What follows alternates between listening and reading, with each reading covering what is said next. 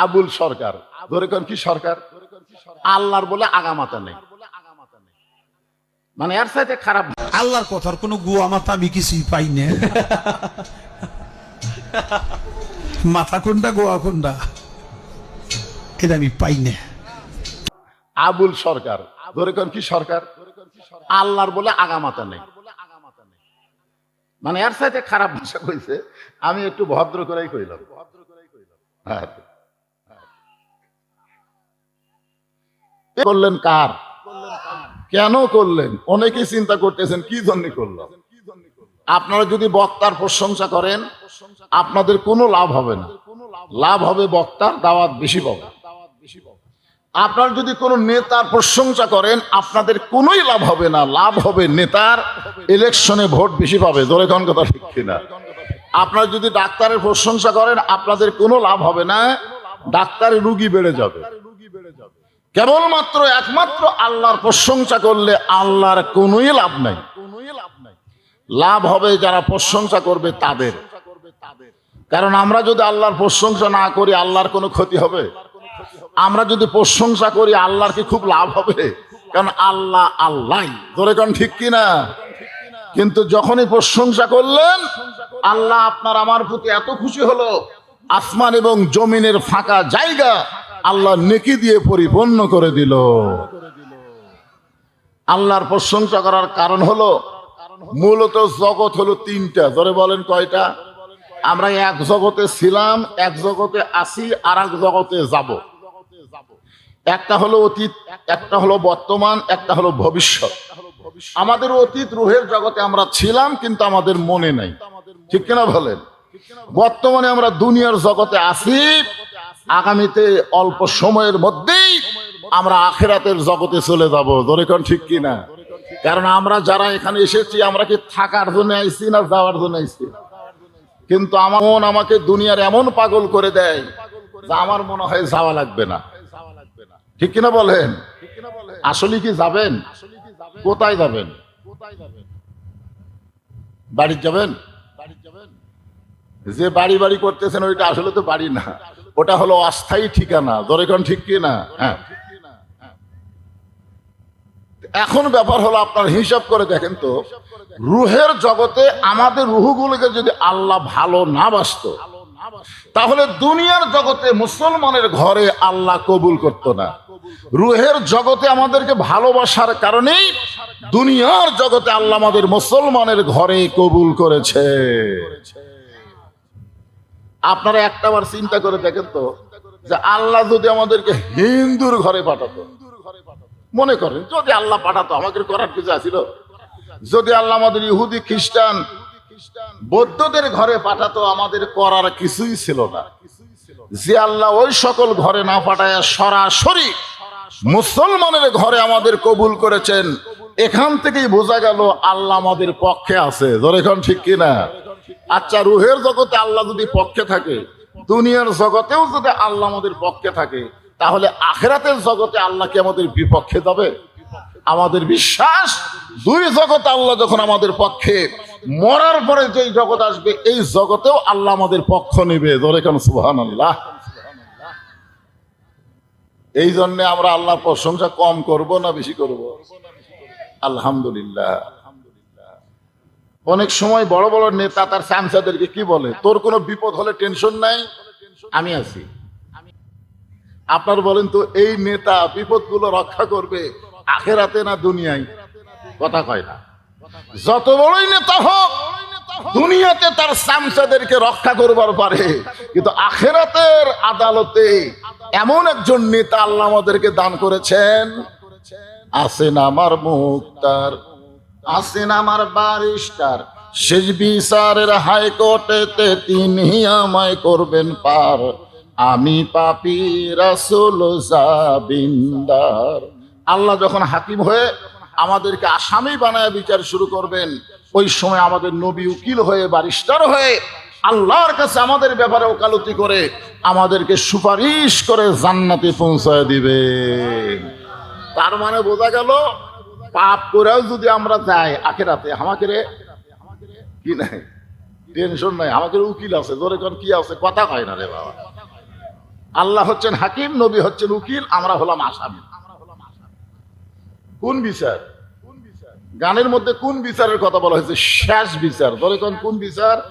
যার পরে আর কোনো বিচার নাই। আপনারা বলেন তো, বাংলাদেশের কোর্ট কাছারিতে যেগুলো বিচার হয় এগুলো কি শেষ বিচার? হাসিনার সময় যেগুলো বিচার হয়েছে আমরা কি বলি? বিচারের নামে প্রহসন করেছে। জোরে কোন কথা ঠিক কিনা? আবার ইউনূসের সময় যে বিচার হচ্ছে, আওয়ামী লীগেরা বলতেছে ক্যাঙ্গারো কোর্টের বিচার হচ্ছে। মানে কোনো বিচার কেউ মানবার চায় না। এগুলো হলো ফালতু বিচার। আসল বিচার হবে হাসরের ময়দানে। জোরে কোন কথা ঠিক? আর সেই বিচারে আমাদের কোনো টেনশন নেই। আমাদের উকিল আছে। আমাদের উকিল হলেন বিশ্বনবী মুহাম্মদ রাসূলুল্লাহ। সকলে বলি সাল্লাল্লাহু আলাইহি ওয়াসাল্লাম। এমন একজন নবীর উম্মত হওয়াতে আপনারা খুশি না বেজার? তাহলে জবান খুলে আর একবার বলি আলহামদুলিল্লাহ।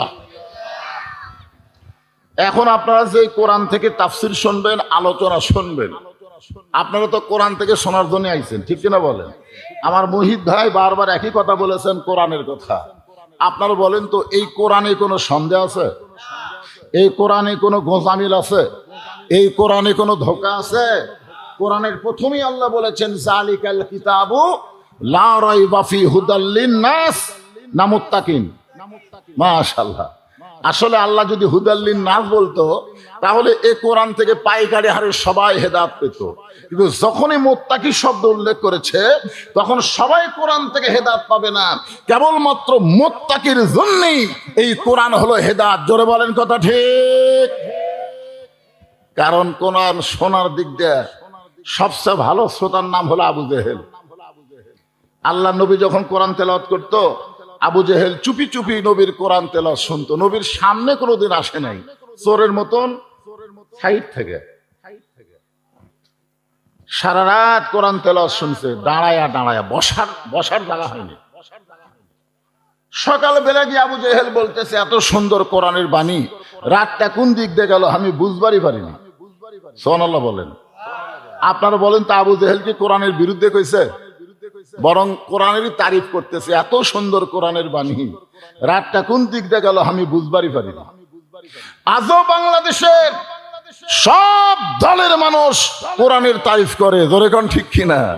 আবু জেহেলের মতোই বলে এত সুন্দর কোরআন। তা আবু সুফিয়ান বলতেছে, নেতা, যেই কোরআন শুনতে রাত কোন দিকে যায় বোঝা যায় না, সেই কোরআন ধরলে অসুবিধা কি?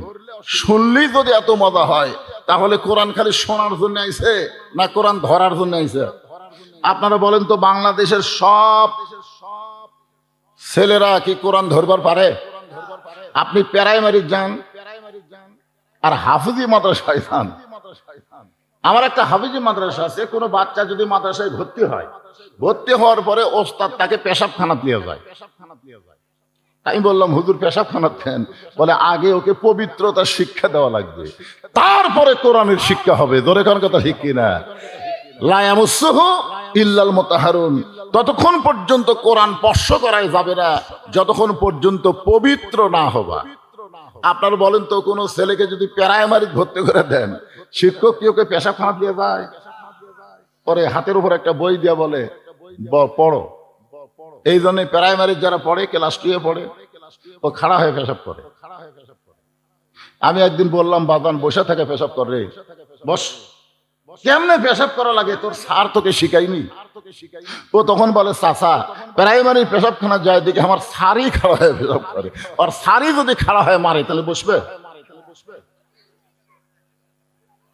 চিন্তা করে দেখেন, এই কোরআন শুধু শুনলে হবে না, এই কোরআনকে গ্রহণ করা লাগবে। আবু জেহেল বলতেছে, আবু সুফিয়ান, এই কোরআনকে যদি গ্রহণ করি তাহলে তোর আর আমার ভুয়া নেতৃত্ব চলবি না। আজকে বাংলাদেশে যারা ভুয়া নেতৃত্ব দিবার চায় তারাই শুধু কোরআনকে মাইনাস করতে চায়। জোরে কর কথা ঠিক কি না? কোরআনের হক কথা তাদের কলিজার মধ্যে কম্পন ধরে। আজকে শুনুন, এই কোরআন পাইকার হারে সবাইকে হেদায়েত দিবে না। আল্লাহ বলেছেন, মুত্তাকি যারা হবে কোরআন থেকে তারাই কেবলমাত্র হেদায়েত পাবে। এই কোরআনের মধ্যে কোনো সন্দেহ, ধোঁকা, গোজামিল বর্তমানে যে সংবিধান দিয়ে আমাদের বাংলাদেশ চলতেছে, আপনারা বলেন তো এই সংবিধানের মধ্যে সন্দেহ আছে না নাই, ধোঁকা আছে না নাই, গোজামিল আছে না নাই? তাহলে ৯৭% মুসলমানের বাংলাদেশে মানুষের তৈরি সংবিধান অনুযায়ী চলবেন, আর আল্লাহর সংবিধানের খালি ওয়াজ শুনবেন, আল্লাহর কোরআনের খালি ওয়াজ শুনবেন, আর মানুষের তৈরি করা সংবিধান অনুযায়ী চলবেন, আর মুসলমান হয়ে মরবেন। এত সহজ না। আল্লাহ বলেছেন লা তামুতুন্না ইল্লা ওয়া আনতুম মুসলিমুন, মুসলমান না হয়ে তোমরা কেউ মৃত্যুবরণ করো না। আমি সেই কোরআন থেকে ছোট্ট একটা সূরা আপনাদের সামনে আলোচনা করব। সূরাটার নাম হলো আসর। জোরে বলেন নাম কি? হ্যাঁ, আসর শব্দের অর্থ হলো সময়। বর্তমান সময়ে আপনাকে শান্তির খবর কি? ভালো। আসলে ভালো মন্দ তো বোঝা লাগবে, কি কন? ভালো মন্দ বোঝার দরকার আছে না নাই? বর্তমান সময় এক ছোট বাচ্চা আমার কাছে নিয়ে আইছে, হুজুর একটু ফোঁফা দেন তো, খালি কান্দে। আমি দোয়া দৌড় যা আছে ফোঁফা দিলাম, একটু পানি পড়া দেন। আমি আয়াতুল কুরসি সূরা ফাতিহা পড়ে পানি পড়া দিলাম, নিয়ে গেল। কয়েকদিন পরে এসে বলতেছে হুজুর দোয়া দরুদের আর দাম নাই, বর্তমান সময়ে দোয়া দরুদ আর চলবি না, এই সময়ে দোয়া দরুদের কাম হচ্ছে না। কিছুদিন পরে বললাম মা তোমার সন্তানকে আগের মতোই কান্দে নাকি? বলে না হুজুর আর কান্দি না। তো কান্না বন্ধ হলো কোন দোয়া? কয় দোয়া লাগবে কেন? যখনই কান্দে তখন আর বাপ মোবাইল চালু করে দেয়, আর কান্দে না। যে সময়ে দোয়া দরুদের গুরুত্ব নাই, মোবাইলের গুরুত্ব আছে, তাহলে বলেন তো সময় কি খুবই ভালো চলতেছে? প্রত্যেকটা যুবকদের হাতে একটা করে মোবাইল আছে না নাই? জোরে করে আছে না নাই? বর্তমান যেই পরিবেশ চলতেছে, এই পরিবেশে যুবকেরা চিন্তা করে কেউ না দেখলেই হলো, কেউ না দেখলেই হলো। দরজা জানলা বন্ধ করে বাপ মা ঘুমাইছে, ও তখন কম্বলের মধ্যে মোবাইল নিয়ে অশ্লীল ভিডিও দেখতেছে, ও মনে করতেছে কেউ তো আর দেখতেছে না। আপনারা বলেন তো, যেই সময়ে ইমানদারেরা মনে করে কেউ দেখে না, এই সময়ে কোনোদিন ভালো সময় হতে পারে না। বিশ্বাস করতে হবে কেউ না দেখলো আল্লাহ দেখতেছে, দুই কান্দের ফেরেশতা লিখতেছে। জোরে কোন কথা ঠিক কি না? আপনারা বলেন তো আল্লাহ কি ঘুমায় নাকি? বর্তমান সময় মনে ঘুমায়? আরে বাবা নাউজুবিল্লাহ পরে কোনে, আগে নাউজুবিল্লাহ। কেবল ওয়াজ শুরু করছি, অনেকদিন পর শান্তিরে আইছে। আপনারা বসেন বসেন, পিছনে যারা আছে বসার চেষ্টা করেন তো। এই মাহফিল কমিটির লোকেরা পিছনে বিছনা বিছাই দেন। তো এখন আল্লাহ তাআলা সময়ের শপথ করলেন। সময় অত্যন্ত গুরুত্বপূর্ণ একটা বিষয়। আমি প্রথম যখন এখানে আইছিলাম তখন আমি খুব যুবক ছিলাম, মনে আছে আপনাদের? কিন্তু আজকে দেখেন আমার দাড়ি পাকা সব লাল। দাড়ি পাকা কি হয়, সাদা না লাল? কিন্তু আমার লাল, তার মানে সবাই। এখন আমার আব্দুল আলিমের ওই সময়ের গানটা খুবই মনে পড়ে। আব্দুল আলিম সময়কে নিয়ে একটা গান গাইছে, মিশে মায়ায় বন্দি থাইকা করলাম কত খেলা, পশ্চিমে তাকায়া দেখো তোমার ডুইবা গেছে বেলা, এক পলকের নাই ভরসা, এক পলকের নাই ভরসা, মিশে সকল আশা, কখন বুঝি দারুণ ঝড়ে ভাঙবে তোমার বাসা। কয়েকদিন আগে একটা ভূমিকম্প হয়েছিল, খালি ঢাকাতে হচ্ছে না, সব জায়গাতে আছে। এখানে হয়েছে, সব জায়গাতে হয়েছে, কিন্তু ঢাকাতে একটু লড়ে দিছে। জোরে কারণ কি করে দিছে? যে লোকটা 5 তালা তুটে বলতেছিল আমাকে নামাইকে, আল্লাহ সামান্য একটা লড়ন দিছে, ওই এত ফোর্সে নামছে, কেউ নাম্বারও কয়া লাগেনি। জোরে কোন কথা ঠিক কিনা? যেরকম হাসিনা ক্ষমতার চেয়ার পায়ে বলছিল 41 সালে হামাক নামাইকে, আল্লাহ 24 সালের 5 আগস্ট এমন একটা ভূমিকম্প দিল, খালি নামলো না, ভারতে পলায়া গেল। জোরে কোন কথা ঠিক কিনা? আচ্ছা, হাসিনা যখন পলা ছিল ওই ভিডিও, এই জন্য সময় খুবই গুরুত্বপূর্ণ। এক সময় হাসিনার ছিল, এখন আর হাসিনার নাই, ইউনূস এসে বসলো, এখন আগামীতে আর একজন আসতেছে। জোরে কোন কথা বলেন ভাইজান। আল্লাহ তাআলা সময়ের শপথ করে বললেন ইন্নাল ইনসানা লাফি খুসর, ইন্না মানে নিশ্চয়, ইনসান মানে মানুষ, লাফি মানে ভিতরে, খুসরুন মানে ক্ষতি। একত্র অর্থ হলো নিশ্চয় মানুষগুলো ক্ষতির ভিতরে। আপনাদের কাছে আমার প্রশ্ন হলো, আল্লাহর যত সৃষ্টি আছে সমস্ত সৃষ্টির ভিতরে শ্রেষ্ঠ মহব্বতের সৃষ্টির নাম কি? যারা বলতেছেন না তারা মনে হয় জানেন না। তাহলে আমার সঙ্গে সবাই বলবেন, আদর করে মানুষ আল্লাহ বানায়া কেমনি দিবেন ক্ষতির মধ্যে ফেলিয়া। সর্বপ্রথম আল্লাহ নিজের হাতে যে মানুষটাকে তৈরি করছেন তার নাম কি? আল্লাহ কিন্তু নিজের হাতে কিছুই করেনি। নিজের হাতে আল্লাহ কিছু করেনি। আল্লাহকে হাকিম হয়ে হুকুম করে। যখন হাকিম হয়ে কি করে? হুকুম করে। আমরা ছোটবেলা একটা গান শুনছিলাম, গাবো? মাটির পুতুল বানায়া তুমি করিলা বেহোশ, তুমি যেমনি নাচাও তেমনি নাচে পুতুলের দাও দোষ। তুমি সর্প হইয়া দংশন করো, ওজা হইয়া ঝাড়ো, তুমি চোরকে বলো চুরি করো, আবার পুলিশ হইয়া ধরো। বুঝবার পারেননি? আল্লাহর সমস্ত সৃষ্টি আল্লাহ খালি হুকুম করেছেন, হয়ে গেছে। কিন্তু আদমকে আল্লাহ হুকুম দিয়া সৃষ্টি করে নাই, বরং নিজের কুদরতি হাত দিয়া সুন্দর করে তৈরি করছে। জোরে কার কথা ঠিক কিনা? যার কারণে আল্লাহ 4টা শপথ করলেন। কয়টা? এখানে সূরা আসরে আল্লাহ 1টা শপথ করছে, আর এই মানুষের কথা বলতে গিয়ে আল্লাহ 4টা শপথ করলেন। অতীন একটা হলো, অজাইতুন, অতুরি সিনিন, ওয়াহাজাল বালাদিল আমিন। এরপর আল্লাহ বললেন, লাকাদ খলাকনাল ইনসানা ফি আহসানি তাকবীর। সর্বোত্তম আকৃতি দিয়ে আল্লাহ মানুষকে সৃষ্টি করেছে, বলেন সুবহানাল্লাহ। আর সেই মানুষগুলো ক্ষতির ভিতরে, এ কথা কে বলতেছে? তাহলে সর্বোত্তম আকৃতি দিয়ে আল্লাহ মানুষকে তৈরি করে বললেন, উসজুদু লি আদামা, আদমকে সেজদা করো। আদমকে কি করো? কাক বললো? ফেরেশতাদের বললো আদমকে সেজদা করো। সব ফেরেশতা আদমরে সেজদা করছে, কিন্তু একজন করেনি। ওটা কিন্তু ফেরেশতা না, ওটা হলো ফেরেশতার মধ্যে বড় হচ্ছে। ওর নাম আগে ছিল আজাদিল, পরে হচ্ছে ইবলিস। আল্লাহ রাগ করে বললেন, কে রে ইবলিস, এই সবাই সেজদা করলো, আদমকে তুই করলি না কেন? ইবলিস বলতেছে, আমি হলাম আগুনের তৈরি, আদম হলো মাটির তৈরি। মানে একটু অহংকার করেছে। ইল্লা ইবলিসা আবা ওয়াস্তাকবার। আপনার বলেন তো, ইবলিসের এই অহংকার আল্লাহর পছন্দ হলো? আল্লাহ কি বলল? বের হয়ে যা, আমার রহমতের মধ্যে, হেদায়েতের মধ্যে তোর আর কোনো জায়গা নাই, বের হয়ে যা। তো ইবলিস শয়তান বের হয়ে যাওয়ার সময় বলল, আল্লাহ আমাকে যখন আপনি যাবার কইছেন যাওয়াই লাগবে, কিন্তু যাওয়ার আগে আপনার কাছে আমার একটা প্রশ্ন আছে। আল্লাহ বলে, কি প্রশ্ন? ইবলিস বলতেছে, আমার প্রশ্ন হলো, আল্লাহ বড় না আদম বড়? আপনার বলেন তো, ইবলিস যে প্রশ্ন করলো এটা কি ঠিক করছে? এটা একটা সাইজ হলো।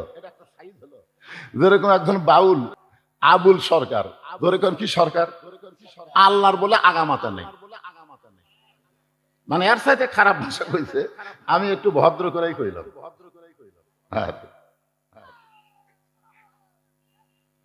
এইগুলো প্রশ্ন, এগুলো কথা হলো শয়তানের কথা। যেরকম কার কথা? শয়তান বলতেছে, আল্লাহ আমার প্রশ্ন হলো, আল্লাহ বড় না আদম বড়? তা আল্লাহ বলে, ইবলিস তোর কি মনে হয়? ইবলিস বলতেছে, 6 লক্ষ বছর আপনাকে সেজদা করলাম, আর আদমকে খালি একটা সেজদা করলাম না। তাহলে একটা সেজদা না করার কারণে যদি আমি শয়তান হই, তাহলে 6 লক্ষ বছরের সেজদার খবর কি? 6 লক্ষ বছর সেজদা করছে কাকে? আরো জোরে কর না কেন, কাকে? আর একটা সেজদা করেনি কাকে? আদমকে। তো রাগ হবে না? যে আপনার সৃষ্টি আদমকে আমি একটা সেজদা করিনি, আর 6 লক্ষ বছর স্রষ্টাকে সেজদা করলাম, তাহলে 6 লক্ষ বছরের সেজদার খবর কি? সঙ্গে সঙ্গে আল্লাহ বললেন, ইবলিস শুনে নাও, আমি আল্লাহ আদমকে এত ভালোবাসি, আমার নিজের চাইতেও অনেক বেশি। একটা সেজদা না করার কারণে তোমার 6 লক্ষ বছরের সেজদা আমি বাতিল করে দিয়েছি। এইটা শোনার পরে যারা সুবহানাল্লাহ হলো না, আল্লাহ আদমকে বেশি ভালোবাসে না কম ভালোবাসে? তাহলে আদম সন্তানকে আল্লাহ ভালোবাসে কম না বেশি? এই বেশি ভালোবাসার কারণেই আল্লাহ বলতেছেন, নিশ্চয় মানুষগুলো ক্ষতির ভিতরে, মানুষগুলো যেন ক্ষতির মধ্যে না পড়ে, এই ব্যাপারে আল্লাহর প্রেসক্রিপশন আছে না নাই? দরকার আছে না নাই? হ্যাঁ, শোনেন এখন আল্লাহ বলতেছেন, ইল্লাল্লাযীনা আমানু ওয়া আমিলুস সালিহাতি ওয়া তাওয়াসাউ বিল হাক্কি ওয়া তাওয়াসাউ বিস সবর। এখানে 4টা বিষয়, জোরে কোন কয়টা? এই 4টা বিষয় আলোচনা হবে। এরই ভিতরে ইনসানের মধ্যে নারী এবং পুরুষ আছে না নাই? জোরে কোন আছে না নাই? মানুষগুলো ক্ষতির ভিতরে, খালি মরদ মানুষ না মেয়ে মানুষও? হ্যাঁ। তবে প্রথম যে ক্ষতি হয়েছে আদমের, এই ক্ষতি কিন্তু মেয়ে মানুষের দ্বারাই হয়েছে। জোরে কোন কথা ঠিক কি না? মেয়ে মানুষের নাম কি? হাওয়া। আরো জোরে বলেন, নাম কি? হাওয়া। আজকেও বাংলাদেশে অধিকাংশ পুরুষ মানুষ মেয়েদের দ্বারাই ক্ষতিগ্রস্ত হচ্ছে।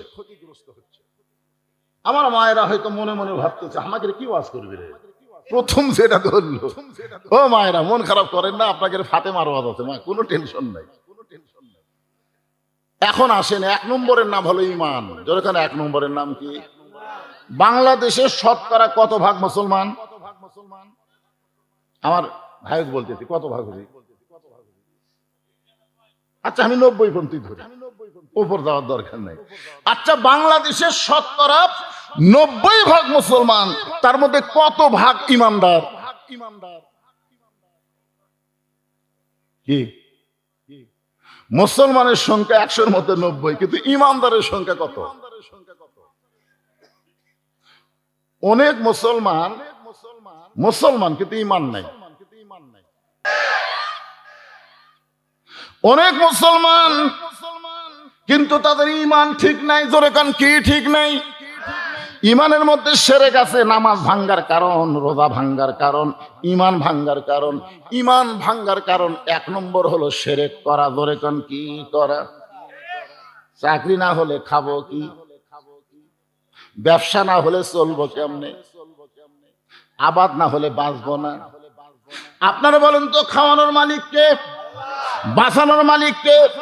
চলানোর মালিক কে?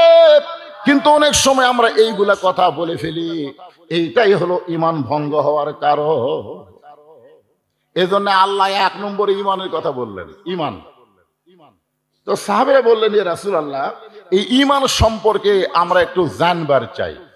রাসূল বললেন, তাহলে শোনো, ইকরার বিল লিসান, তাসদীক বিল জানান, আমল বিল আরকান, এরই নাম হলো ঈমান।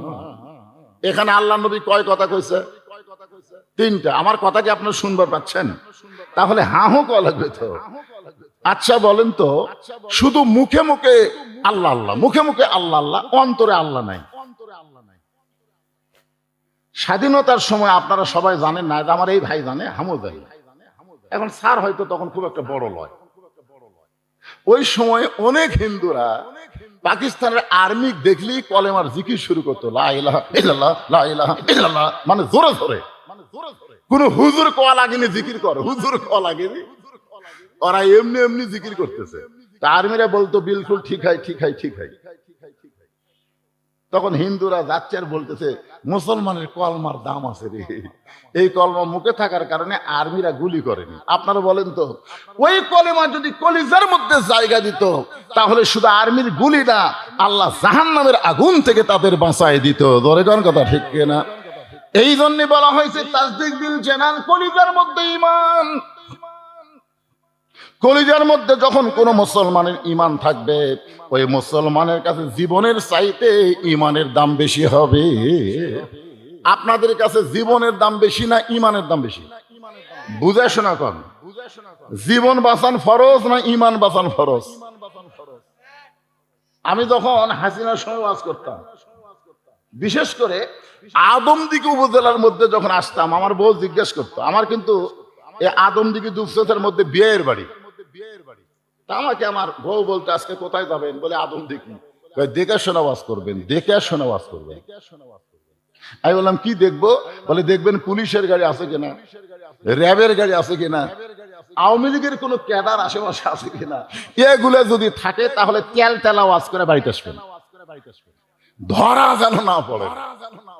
মানে আমার বউ আমাকে ধরা নিয়ে খুবই টেনশন করতো, কারণ এ পর্যন্ত 9 বার ধরা খাতে, ধরে কোন কয়বার, এই বুড়া বয়সে আবার যদি ধরা খায়, এই জন্য খুবই বলতো ধরা যেন না পড়ে। আমি আমার বউয়ের কপালে একটা চুমা দিলাম। বউ বলতেছে আমার কথা শুনে খুশি হয়েছে। আমি বললাম না। তাহলে চুমা দিলেন কেন? চুমা দেওয়ার কারণ হলো জীবনের শেষ দেখা দেখো, আর হয়তো দেখা নাও হওয়ার পরে।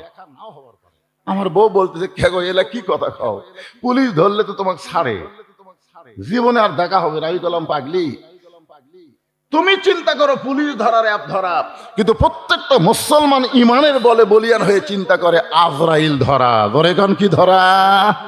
আপনার বলেন তো, আজরাইল যদি ধরে তাহলে ছাড়বি? এখানে যত মানুষ আমরা আছি, আমরা আজরাইল ধরার চিন্তা কি একবার করছেন?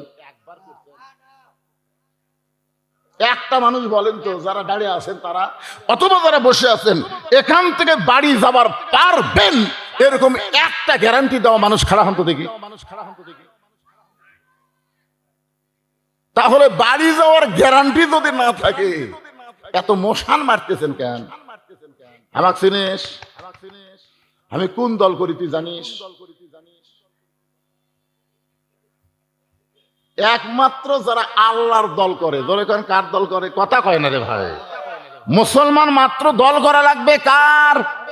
আরো জোরে শোনেন, মসজিদের মধ্যে গেলে সব দলের মুসলমান এক কাতার হয়, হয় কি হয় না? এ কথা কোন হয় কি হয় না?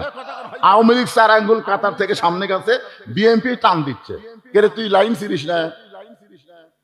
কে টান মারলো? ওদিকে আওয়ামী লীগ না তাকায়, নিচের দিকে তাকায়, বলে আমি খেয়াল করিনি ভাই। এখন দেখা যাচ্ছে 14 দল 20 দল ভাঙ্গিয়া সবাই এক কাতার। জোরে কোন কয় কাতার?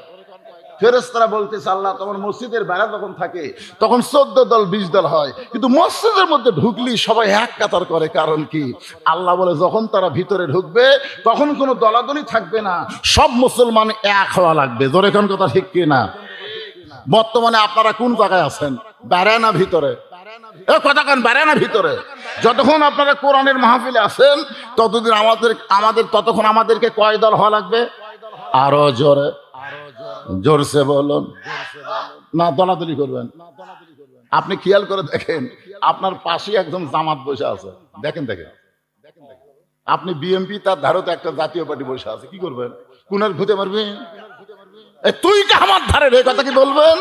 আপনি বলবেন ঘুতাঘুতি বাড়া হবে, ভিতরে কোনো ঘুতাঘুতি হবে না, সবাই এক জামাতে এক দলে আমরা বসবো। জোরে কোন ঠিক? তাহলে এই মুহূর্তে আমরা কয় দল? আরো জোরে, জোরসে বলুন। সেই দল আমরা কার দল? আরো জোরে। মাশাআল্লাহ। এখন সূরা আসরের তাফসীর করতে খুব সুবিধা হবে, তেড়ে বেঁকে করার সময় নেই। হ্যাঁ, এখন আসেন। ইমান, ইমান, ইমানের শেষ পর্যায়ে বলা হচ্ছে আমল বিল আরকান।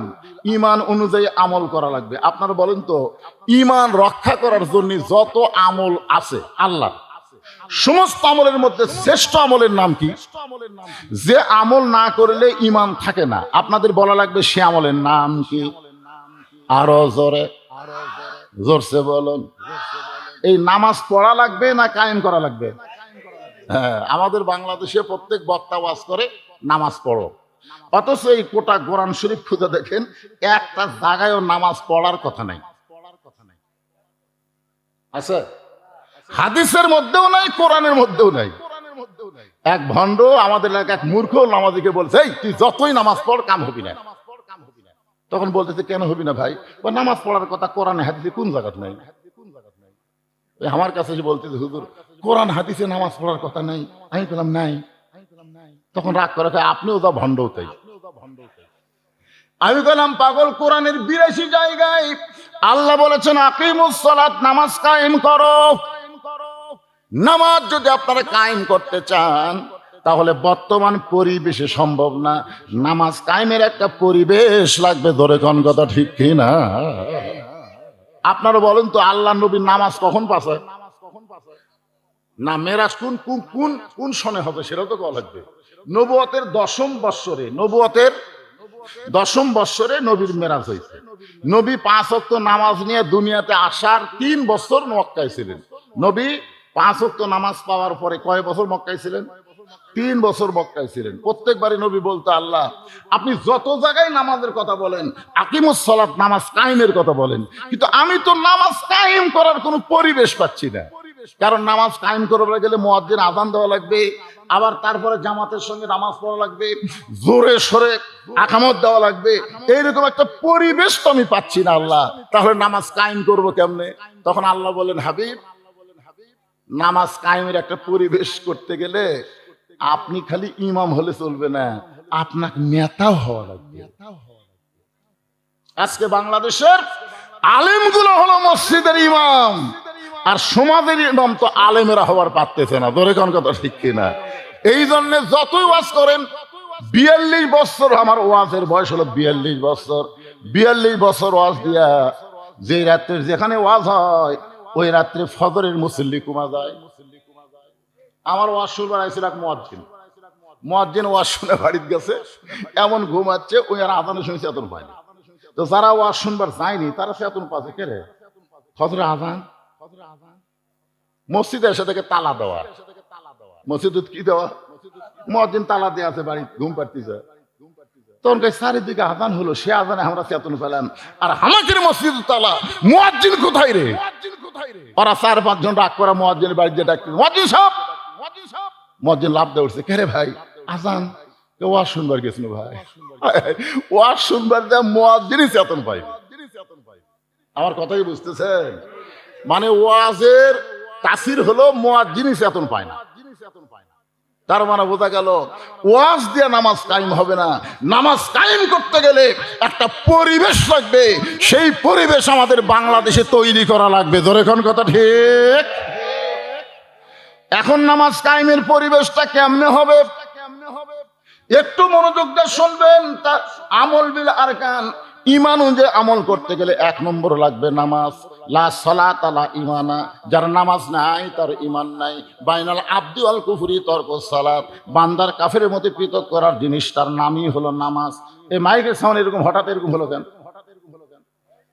সনসনি করতেছে বেশি, কারণ কি? কুটি মাইক আলো, কুটি গায় না, না ভালোই তো আছে, জোরে দিলে হবে না তো। আমার কথা আপনার বোঝা লাগবে রে ভাই। কোন মানুষ যদি চিল্লায় কথা কয়, সবাই কি বলে, এত চিল্লাস কেন রে? বোঝা যায় না, কয় কি কয় না। আবার কোন মানুষ যদি খুব আস্তে কথা কয়, তখন কি কয়, ম্যান ম্যান করিস কেন, শোনা যায় না। তার মানে জোরেও না আস্তেও না, মাঝামাঝি হওয়া লাগবে। জোরে কোন ঠিক? হ্যাঁ, খুবই গুরুত্বপূর্ণ 4টা বিষয়। সেই মানটা ব্যাখ্যা করতে গিয়ে 3য় পর্যায়ে হলো আমল বিল আরকান, ঈমান অনুযায়ী আমল করা লাগবে। আর সূরা আসরের 2 নম্বর বিষয় হলো আমিলুস সালিহাত, নেক আমল করা লাগবে।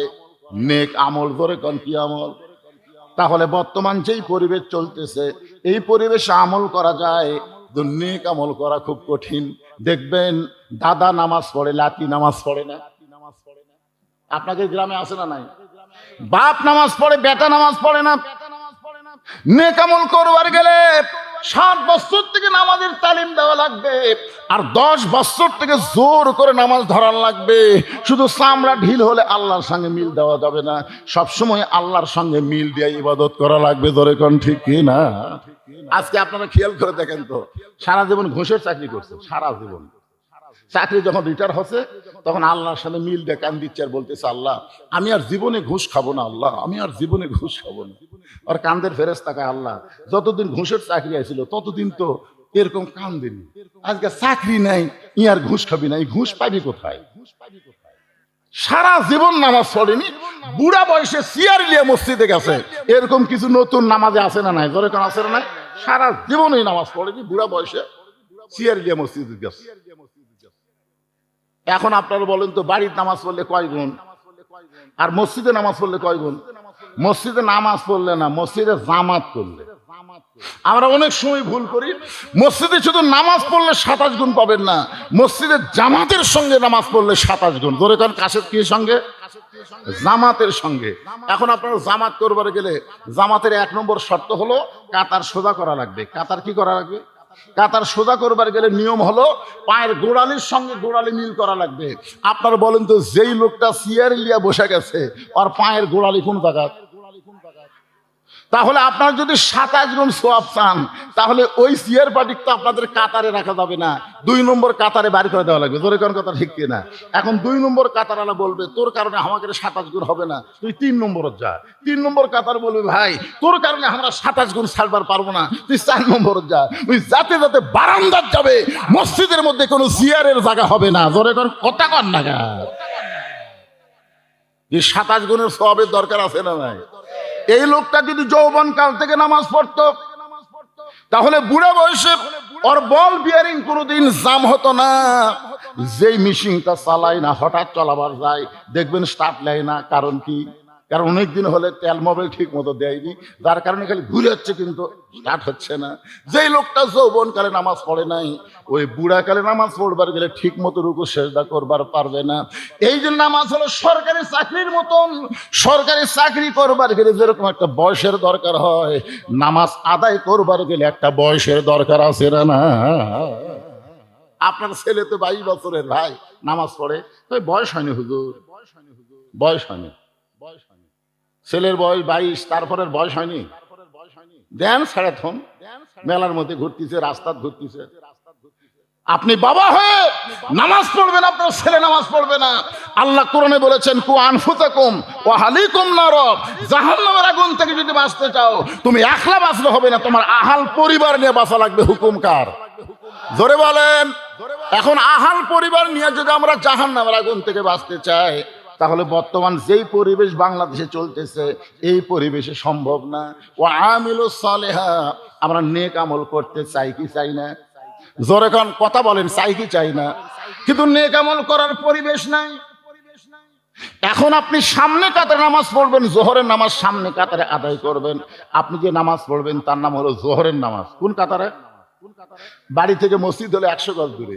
আপনি ওযু করে মসজিদ দিকে যাচ্ছেন, সুবহানাল্লাহ আলহামদুলিল্লাহ তাসবিহ পড়তেছেন, কিন্তু হঠাৎ রাস্তার মধ্যে 100 গজের মধ্যে 2টা বেপরদা নারী আপনার 2 চোখত পড়ে গেল। আপনি ফালাবার চাননি, পড়ে গেছে। মোটর সাইকেল চালাইতে চালাইতে একটু চোখের মধ্যে পোকা ফালাবার চাই, কিন্তু হঠাৎ পড়ে যায় না, তো পোকা পড়ছে, ভাই তুলে দে তোরা। তখন একজন কাপড় দিয়ে আপনার পোকা তুলে দেয়। কিন্তু 2টা বেপরদা নারী যদি আপনার 2 চোখত পড়ে, আপনি যদি কাউকে বলেন ভাই রে অমুকের বউ আমার চোখত পড়ছে রে, তুলে দে তোরা, পারবি? ওই চোখ খুঁজে দেখবি কি রে, আমি তো দেখে পাই না কোন জায়গা, আমি তো দেখতেছি রে। তার মানে এটি পড়াও সারা, এটি আবার লোড হওয়াও সারা। এখন আপনি সামনে কাতারে গিয়ে নিয়ত করছেন ইলা জিহাতিল কাবাতি শরীফাত, আল্লাহু আকবার। মুখ আছে কাবার দিকে, চোখ আছে সেজদার দিকে, আর মন খালি বলতেছে রাস্তা কি দেখলাম রে। আপনার কোন তো নামাজ হবে? তাহলে সুন্দরভাবে নামাজ পড়তে গেলে শুধু পিচ ঢালা রাস্তা হলে হবে না, ওই রাস্তা বেপর্দা নারী মুক্ত হওয়া লাগবে। জোরে কোন কথা ঠিক কিনা? এখন বেপর্দা নারী মুক্ত রাস্তা যদি আমরা পাবার চাই, তাহলে বক্তার ওয়াজ দেওয়া হবে না, আল্লাহর কোরআনের সমাজ লাগবে। জোরে কোন ঠিক কিনা?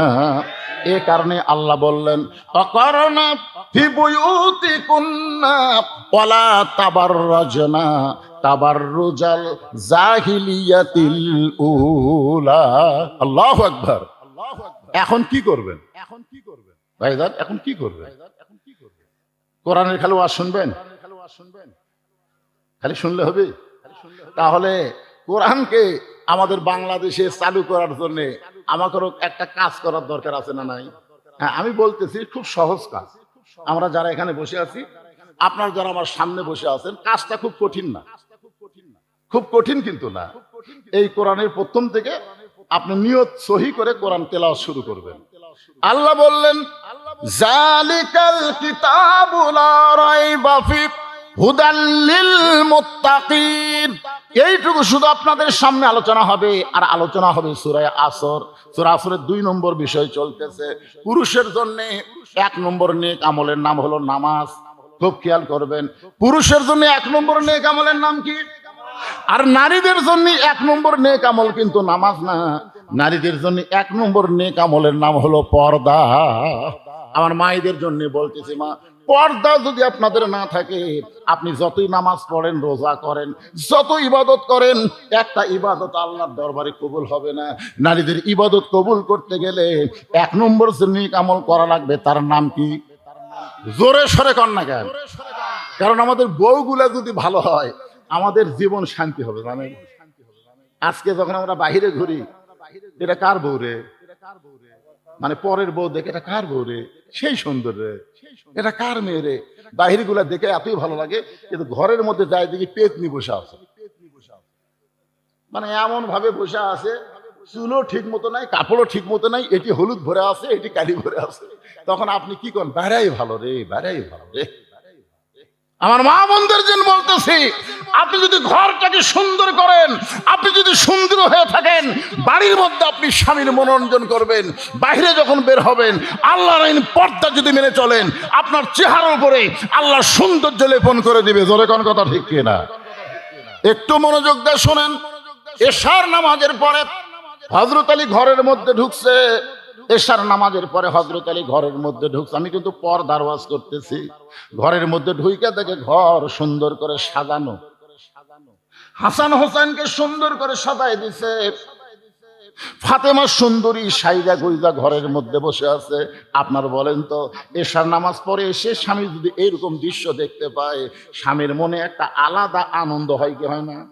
ঘরও সুন্দর, সন্তান দুইটাকে সুন্দর করে সাজায় দিয়েছে, নিজেও সুন্দরী সাইজা গুইজা বসে আছে। হযরত আলী ঘরের মধ্যে ঢুকে আল্লাহর শুকর আদায় করলেন। এমন সময় ফাতেমা দুইটা সন্তানকে বুকের মধ্যে নিয়ে কানে কানে ফিসফিস করে বলতেছে, বাবু, তোমরা দুই ভাই একটু অন্য ঘরে যাও, তোমার বাবার সঙ্গে আমার গোপন কিছু গল্প আছে। হাসান হোসেনকে বুকের মধ্যে নিয়ে ফাতেমা কানে ফিসফিস করে বলতেছে, তোমরা দুই ভাই একটু অন্য ঘরে যাও, তোমার বাবার সঙ্গে আমার গোপন কিছু গল্প আছে। হাসান হোসেন মুস্কি মুস্কি হাসতেছে। হাসান হোসেন মুস্কি মুস্কি হাসার কারণ হলো, মা সাইদা গুইজা বসে আছে, আর বাবা ঘরের মধ্যে ঢুকলি আমাদেরকে অন্য ঘরে যখন যাবার কয়, তখন বাপ মায়ের মধ্যে কিছু একটা হবে। রাসূল বলেছেন, তোমাদের সন্তান যখন বুঝবার পারবে, তখন সন্তানের সামনে স্বামী স্ত্রী কোনো মহব্বত করা যাবে না। আপনারা বলেন তো, কয় বছর বয়সে সন্তান বুঝবার পারে? কোন তো 7 বছর? কোন যুগত আছে রে? সন্তান যতক্ষণ মায়ের স্তনের দুগ্ধ পান করে, ততক্ষণ সন্তান খালি দেখবার পারে, কিন্তু বুঝবার পারবে না। যখন সন্তান মায়ের বুকের দুধ খায় না, আমরা ধরে নিলাম 2.5 বছর। 2.5 বছর পরে সন্তানের সামনে যদি আপনার বউকে আপনি আদর করেন, ও কিন্তু কমপক্ষে 8 ঘন্টা, কয় ঘন্টা? 8 ঘন্টা এই জিনিসটা খেয়াল থাকতে পারবে। বেশি সময় পারবে না, 8 ঘন্টা পারবে। 8 ঘন্টার মধ্যে কেউ যদি বাড়িতে আসে, আর এই ছোট্ট বাচ্চা গিয়ে যদি বলে, আব্বু তাই মাছ চাপায় ধরছিল রে, এই কথা যদি বলে, আপনার সম্মান থাকবে? তাহলে আপনার সন্তানের সামনে আপনার হালাল বউকে আদর করার সুযোগ ইসলামে নাই। আর বর্তমানে বাংলাদেশে 14ই ফেব্রুয়ারি পালন হয় মরহুম আব্দুল জলিল পার্কে। আপনাকে ডানা পার্ক, এটি নওগাঁতে এতই পার্ক রে ভাই। শোনেন, ঘরের মধ্যে নিজের বউ সন্তান চেতন থাকলে আদর করে পারবি না। আর রাস্তাঘাটে যেখানে সেখানে আদর করার সুযোগ আছে, ইসলামে আছে? ধরে কেন আছে? একটু মনোযোগ দেন। হাসান হোসেন দুইজন মুচকি মুচকি হেসে যখন বাহিরে যায়, অন্য ঘরের মধ্যে গেছে, এমন সময় ফাতেমা আস্তে করে ঘরের দরজা বন্ধ করে দিছে। যেই ফাতেমা দরজা বন্ধ করে দেয়, এমন সময় হযরত আলী মাথার টুপি খুলিছে। এতক্ষণ মাথার কি ছিল, কিন্তু যেই দরজা বন্ধ করছে, সঙ্গে সঙ্গে মাথার টুপি খুলছে। কারণ সন্তানকে বের করে দিয়ে বউ যদি দরজা বন্ধ করে, ওই সময় টুপির সুন্নত আর চলবি। সব সময় কি সব সুন্নত চলবি? আপনারা বলেন তো, বদরের যুদ্ধে রাসূল কোন সুন্নত পালন করছে? বদরের যুদ্ধের দিনে রাসূল ঘরের মধ্যে গেলেন। ঘরের মধ্যে গিয়ে টুপি জুব্বা খুলে সৈনিকের পোশাক পরে মাথায় হেলমেট দিলেন। বাহিরে এসে আলীকে বলতেছে, আলী আমার কোমরের বেল্টটা একটু টাইট করে দাও তো। হযরত আলী রাসূলের কোমরের পেটি টাইট করে দিচ্ছেন। এমন সময় আবু বকর বলে, ইয়া রাসূলুল্লাহ আপনি হলেন আল্লাহর নবী। রাসূল বলেন, আমি আল্লাহর নবী ঠিক, কিন্তু আজকে বাতিলের বিরুদ্ধে হকের পক্ষে বদরের যুদ্ধে আমি নবী হলাম সেনাপতি। জোরে কেন সুবহানাল্লাহ। তার মানে বোঝা গেল সব সময় সব সুন্নাত চলবে না। চলবে? এখন মুয়াজ্জিন ইমামকে বলতেছে, হুজুর আমাদের গ্রামত যে হারে চুরি শুরু হয়েছে, হুজুর আপনি এশার নামাজের পরে দোয়া করেন আল্লাহ যেন চোরের হাত থেকে আমাদের বাঁচায়া দেয়। এশার নামাজ হয়ে গেছে, এখন ইমাম সাহেব বলতেছে, ভাই আজকে একটা দোয়া হবে, এশার নামাজের পরে আপনারা সবাই মসজিদে থাকবেন। সবাই আছে। নামাজের পরে ইমাম সাহেব বলতেছে 3 বার সূরা ইখলাস পড়েন, 11 বার দরুদ শরীফ পড়েন, 7 বার আস্তাগফিরুল্লাহ পড়েন। সবাই এগুলো পড়ার পরে ইমাম সাহেব মুসল্লিদের নিয়ে দোয়া করতেছে, আল্লাহ চোরের হাত থেকে আমাদের শান্তিটাকে তুমি হেফাজত করো। আল্লাহ এই গ্রামে যেন আর চোর কোনো উৎপাত করবার না পারে। চোর জানলার উপর থেকে বলতেছে আমিন, চোর বলতেছে আমিন। আপনার বলেন তো চোর আমিন বলার কারণ কি? এই সময় আর এই ফাতিহা শরীফের সুন্নত চলবি না ভাই। এই সময় দোয়া করবেন, চোর মনে মনে খুশি হয়ে বলবে তোরা দোয়া করে ঘুমা যা, আর আমি ইচ্ছা মতো করি।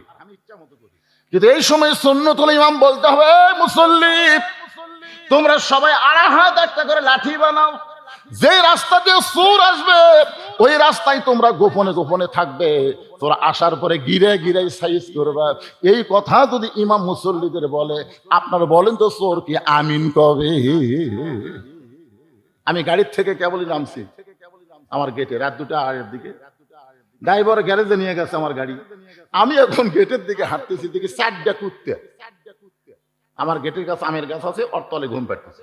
কিন্তু আমার এই কালো কাপড় দেখে এর কাছে কি বিগাড় উঠলো বুঝলেন? ওরা খাও খাও করে আমার ধরলো। আমি আয়াতুল কুরসি পড়ি কিন্তু কুত্তা সরে না, আমি দোয়া ইউনুস পড়ি কিন্তু কুত্তা লড়ে না। মনে হয় আমার জুব্বা এখন কামড়ে ধরবি। আমি তখন কোরআনের কুত্তা খেদানোর একটা আয়াত আছে, ইন্নাহুম ইয়াকিদুনা কাইদা ওয়া আকিদু কাইদা, এই আয়াত যখন তেলাওয়াত করি এক কুত্তা আমার জুব্বা কামড়ি মারলো। আমি কইলাম কেরি, বর্তমান সময়ে এই দোয়া দরুদে কুত্তা লড়তেছে না। এমন সময় আমার ইমান বলছে যে হুজুর আপনার কাছে লাঠি আছে? লাঠি যদি থাকতো একটা দোয়াও লাগতো না, এক কুত্তা বাড়ি মারলে বাকি 3টা এমনি দৌড় মারতে। তোর এখন কথা ঠিক কিনা? বর্তমান সময়ে খালি দোয়া দরুদ দিয়ে হবে না, নবীর সুন্নত লাঠি রাখা লাগবে। তোর এখন কথা কন থাকেন ভাই রে। সব সময় সব সুন্নত আমল করা যাবে না। এখন সেই মাত্র হাসান হোসেন ঘরের বাইরে গেছে, এমন সময় ফাতেমা ঘরের দরজা বন্ধ করেছে। সঙ্গে সঙ্গে হযরত আলী মাথার টুপি খুলছে। মাথার টুপি কি করছে? আমি যত বড় হুজুর হই, এখান থেকে ওয়াজ করে বাড়িতে গেলে আমি বইয়ের কাছে টুপিলে ঘুমাই, যদি ভুল করে টুপিলে শুতি, বউ খুলে তুবি। আবার কি হুজুরগিরি করবেন নাকি? যা করছেন করছেন। হযরত আলী যেই মাত্র মাথার টুপি খুলছে, এমন সময় ফাতেমা দৌড়ে এসে স্বামীর বুকে মাথা রেখে ছোট বাচ্চার মতন ফোঁপায় ফোঁপায় কাঁদতেছে। আলী বলে, ফাতেমা হাসান হোসেনকে ঘরের মধ্যে থেকে বের করে দিয়া তুমি এমন করে আমার বুকে মাথা রেখে কেন কাঁদতেছো? ফাতেমা বলতে, স্বামী গো, আর কোনোদিন ঘর সুন্দর করে সাজাবার পারবো না, আর কোনোদিন হাসান হোসেনকে সুন্দর করে সাজা দিবার পারবো না, আর কোনোদিন সাইজা গুইজা আপনার সামনে রাবার পারবো না, কারণ আজকে গভীর রাত্রে ফাতেমার মৃত্যু হবে। যেই মাত্র কইছে আজকে গভীর রাত্রে ফাতেমার মৃত্যু হবে, গাছের গোড়া কাটলে গাছটা যেমন পড়ে যায়, হযরত আলী তেমনি পড়ে গেলেন ঘরের মাঝায়। ফাতেমা মুস্কি মুস্কি হাসতেছে। জোরে কান সুবহানাল্লাহ। মুস্কি মুস্কি হেসে স্বামীর মাথাখানা উরাতের উপরে নিয়ে কপালে একটা চুমা দিয়ে বলে, স্বামী গো, এমন করে আপনি কাঁদবেন না, কারণ আসলে যাইতে হবে। আপনারা বলেন তো এই কথা কি সত্যি? জাত সাকারাতুল মাউত হাক্কুন। সবচাইতে বড় সত্য হলো, যারা আল্লাহ বিশ্বাস করে না ওই নাস্তিকেরাও মৃত্যুকে বিশ্বাস করে। জোরে কোন কথা ঠিক কথা কন না কেন ভাই জান? এই যে ফরাত মাজার কি চুল আর কি দাড়ি দিতে, আবুল সরকারের পক্ষে লিখছে।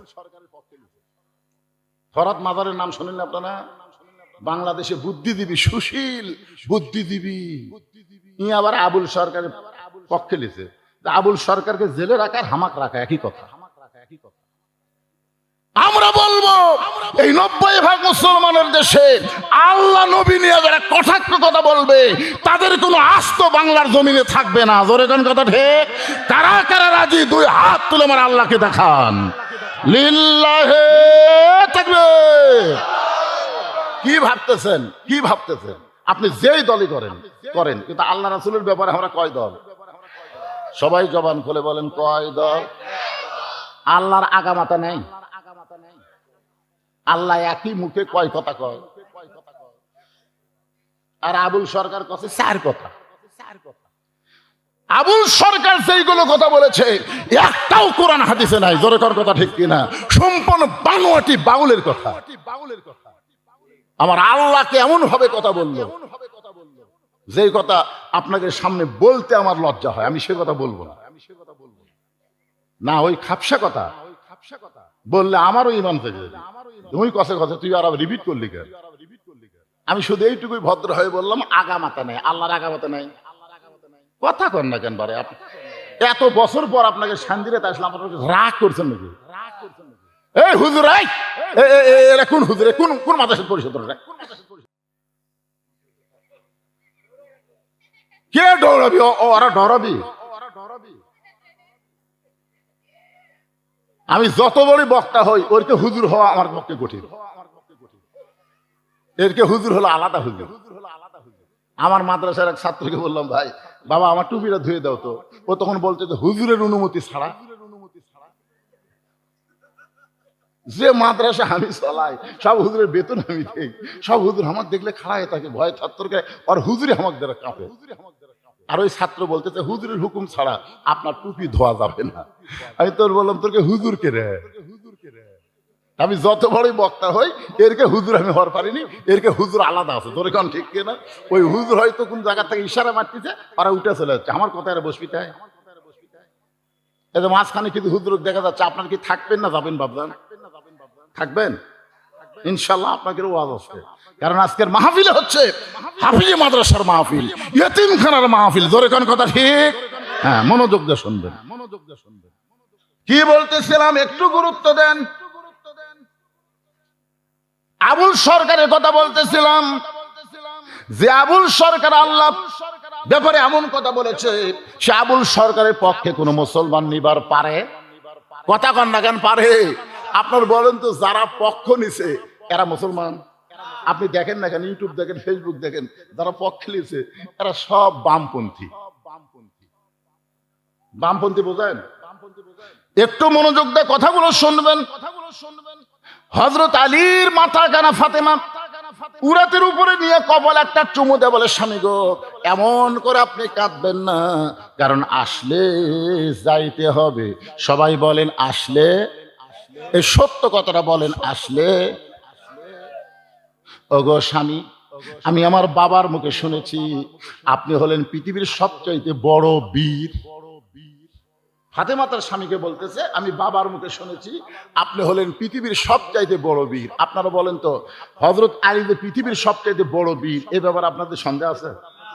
ফাতেমা বলতেছেন, আমি আমার বাবার মুখে শুনেছি আপনি হলেন পৃথিবীর সবচাইতে বড় শিক্ষাবিদ, আপনি হলেন পৃথিবীর সবচাইতে জ্ঞানী। আপনারা বলেন তো, হযরত আলীর চাইতে গোটা পৃথিবীর মধ্যে আর কেউ জ্ঞানী ছিল? আল্লাহ রাসূল বলেছেন, আনা মাদিনাতুল ইলমি ওয়া আলিউ বাবুহা, আমি হচ্ছে ইলমের শহর, আলী হচ্ছে তার দরওয়াজা। একটা কথা আপনাদের বলি, আল্লাহ রাসূল যতদিন মদিনার প্রেসিডেন্ট ছিলেন 10 বছর, ততদিন শিক্ষামন্ত্রী ছিলেন হযরত আলী। শিক্ষামন্ত্রীকে হযরত আবু বকর যখন মদিনার খলিফা হলেন, ওই সময় শিক্ষামন্ত্রী হলেন হযরত আলী। উমর যখন মদিনার খলিফা হলেন, ওই সময় শিক্ষামন্ত্রী হলেন হযরত আলী। ওসমান যখন মদিনার খলিফা হলেন, ওই সময় শিক্ষামন্ত্রী ছিলেন হযরত আলী। ধরে কেন সুবহানাল্লাহ। মানে দেখেন, খলিফা পাল্টে গেছে কিন্তু শিক্ষামন্ত্রী পাল্টেনি। আপনারা বলেন তো, হযরত আলীকে শিক্ষামন্ত্রী রাখার মধ্যে বরকত কি? আজকে আমাদের বাংলাদেশে শিক্ষামন্ত্রী কে রে? এই শিক্ষা উপদেষ্টার নাম কি? শিক্ষা উপদেষ্টার নাম কি? আমাদের বাংলাদেশে শিক্ষা উপদেষ্টা আছে না? এখন তো আর মন্ত্রী নাই, এখন উপদেষ্টা। আল্লাহ রাসূল বলেছেন খায়রুকুম মান তাআল্লামাল কুরআন ওয়া আল্লামাহ। ওই ব্যক্তির চাইতে দামি সম্মানী কোনো ব্যক্তি নাই যে ব্যক্তি আল্লাহর কোরআন শিখেছে এবং অপরকে কোরআনের শিক্ষা দেয়। ভাইজান, আজকে একদম বাগদম ঘোড়ার সাথে ঢাক ঢোলক ঝাঁঝর বাজে এই মিথ্যা শিক্ষার জন্য হাজার হাজার কোটি টাকা বাজেট হয়। জোরে কোন কথা ঠিক কিনা? কিন্তু আল্লাহর কোরআনের শিক্ষার জন্য এই বাংলাদেশে কোনো বাজেট হয় না। তার মানে কি? আমি এ পর্যন্ত না হলেও 20 থেকে 25,000 হাফেজের মাথার টাকরি বাঁধতেছে এই 42 বছরে। কিন্তু এর মধ্যে একটা হাফেজও এমপির বেটা নাই, একটা হাফেজও ডিসিএসপির বেটা না, সবগুলা গরিবের সন্তান। এই মাদ্রাসায় যারা লেখাপড়া করে অধিকাংশই তারা গরিবের সন্তান। আর গরিবদের সন্তানের দিকে কোন নেতারা তাকায় না। জোরে করে কথা কন না কেন? সত্য কথাটা বলেন। তার নিজের সন্তান তো পড়ে না, পরের সন্তান পড়ে। সংসদেও কোনোদিন এই মাদ্রাসার জন্য কোনো কথা হয় না। যে তিন বাচ্চারা লেখাপড়া করে এদের জন্য কিছু বাজেট করা দরকার। মাস গেলে প্রাইমারির হেড স্যার 50,000 টাকা বেতন পায়, অথচ মাস গেলে মাদ্রাসার মুহতামিম 1 টাকাও পায় না। ভিক্ষা করে চলান লাগে। একটু মনোযোগ দিয়ে শুনবেন। ফাতেমা চোখের পানি বের করে বলে, স্বামী গো, আমি বাবার মুখে শুনেছি আপনি হলেন পৃথিবীর সবচাইতে বড় বীর, আপনি হলেন পৃথিবীর সবচাইতে সত্য বড় জ্ঞানী। তাহলে সত্য কথা শুনে আপনি এমন করে পড়ে গেলেন কেন? ওগো স্বামী, আমি দুনিয়া থেকে বিদায় নিব। বিদায় নেওয়ার পর আমার 3টা চাওয়া আপনাকে পুরা করা লাগবে। হযরত আলী কান্দের বলে, ফাতেমা, দুনিয়ার জীবনে গরিব ছিলাম বলে তুমি কিছুই চাইলা না, মৃত্যুর পরে তুমি কি চাইবা ফাতেমা? ফাতেমা বললেন, আমার 1 নম্বর চাওয়া হলো আমি রাতের অন্ধকারে মৃত্যুবরণ করব, রাতের অন্ধকারেই আমাকে দাফন করা লাগবে। আমার 2 নম্বর চাওয়া হলো আমার কোনো জানাজার ব্যবস্থা করবেন না। আমার 3 নম্বর চাওয়া হলো আমার লাশটা খাটনিতে তুলবেন না, কারণ 4 জন ব্যক্তি আমার খাটনি কান্দে নেবে, এমন 4 জন ব্যক্তি আমি খুঁজে পাইলাম না। আমার বাবা যদি আজকে দুনিয়াতে জীবিত থাকতো, মরা মেয়ের লাশের খাটনি বাবা কান্দে নিবার পারতো। আমার হাসান হোসেন যদি বড় হইতো, তাহলে মায়ের লাশের খাটনি কান্দে নিবার পারতো। কিন্তু 6 মাস আগে আমার বাবা দুনিয়া থেকে বিদায় নিয়েছে। আমার হাসান হোসেন এত ছোট, এরা মায়ের লাশের খাটনি কান্দে নিবার পারবে না। আপনি শুধু কান্দে করে নিয়ে ওই জান্নাতুল বাকির পূর্ব কোণায় সবুজ রঙের একটা বাতি জ্বলবে, ওই বাতি বরাবর আমাকে দাফন করবেন। আমার কবর খুঁড়তে যদি আপনার কষ্ট হয়, তাহলে আপনার একান্ত বন্ধু যদি কেউ তাকে দুনিয়ায়, তার একটু বলে দিবেন সে যেন গোপনে ফাতেমার কবর খনন করে। দুনিয়ার কোনো পুরুষ মানুষকে যেন ফাতেমার কবরের খবর না দেয়। গভীর রাত্রে হযরত আলী কানতে কানতে এক দৌড়ে আবু যর গিফারের জানলার কাছে। আবু যর গিফার ঘরের মধ্যে থেকে চিন্তা করে, আমার জানলার কাছে ছোট বাচ্চার মতন এমন করে কে কানতেছে। দরজা খুলে বাইরে তাকায় দেখে আসাদুল্লাহিল গালিব হযরত আলী কাঁদতেছে।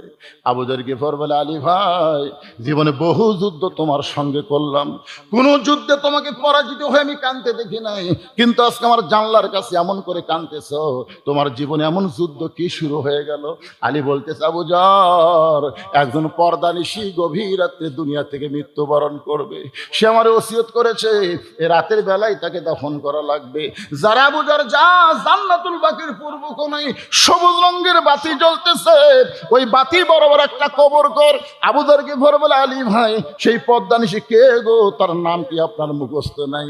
আলী বলতেছে, 6 মাস আগে আমার সন্তান নানা হারা হয়েছে, আজকে 6 মাস পরে গভীর রাত্রে আমার হাসান হোসাইন মা হারাবে।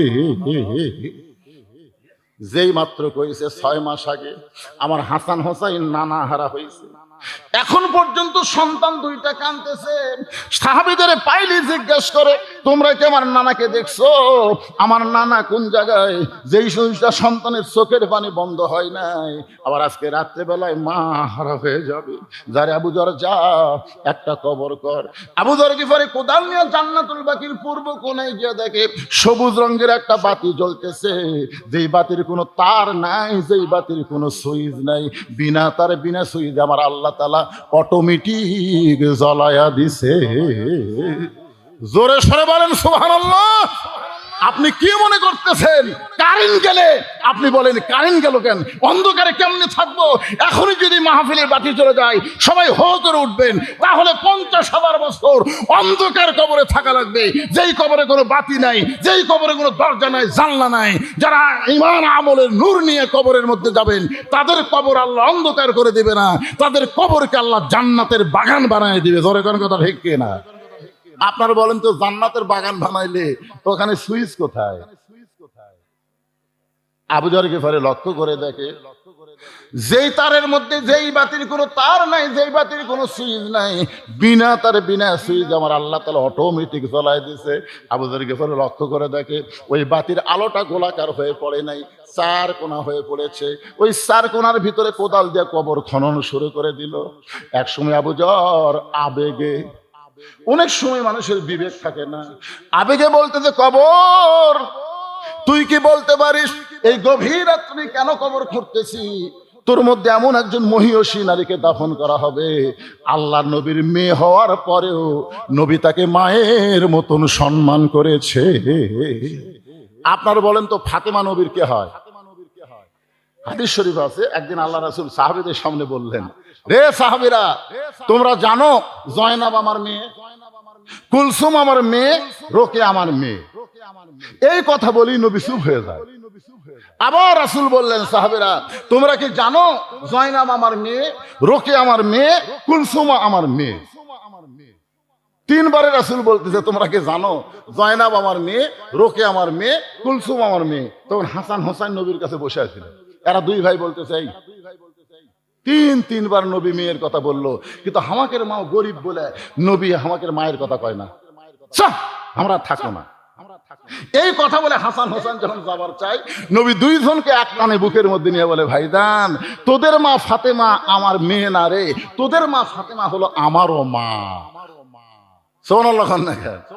সঙ্গে সঙ্গে সাহাবীরা বলতেছে, ইয়া রাসূলুল্লাহ আমরা সবাই জানি ফাতেমাও আপনার মেয়ে, কিন্তু আপনি নিজে কেন মা বলতে পারেন?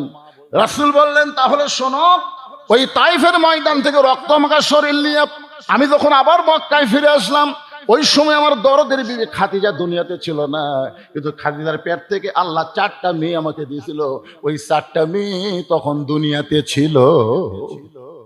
কয় মেয়ে? নবী বলতেছে, আমি যখন ঘরের মধ্যে ঢুকলাম একসঙ্গে 3 মেয়ে ঘরের মধ্যে আসলো, রোকেয়া, কুলসুম আর জয়নাব। বলতেছে, বাবা আপনি তাইফে কেন গেলেন? বাবা তাইফবাসীরা এত পাথর মারছে, গোটা দেহ আপনার রক্তাক্ত হয়ে গেছে, এই কষ্ট আপনি কেমনে সহ্য করবেন? 3টা মেয়ে মেয়ের মতন কথা বলে চলে গেছে। আসলেই তো তাই, পাথর মারছে কাকে? নবীকে। এই কষ্ট আপনি কেমনে সহ্য করবেন? রাসূল বললেন, সাহাবীরা 3টা মেয়ে মেয়ের মতন কথা বলে যখন চলে যায়, এমন সময় ফাতেমা আমার ঘরের মধ্যে ঢুকে দরজা বন্ধ করে দেয়। রাসূল বলে, ফাতেমা ঘরের মধ্যে ঢুকে কেন দরজা বন্ধ করলি?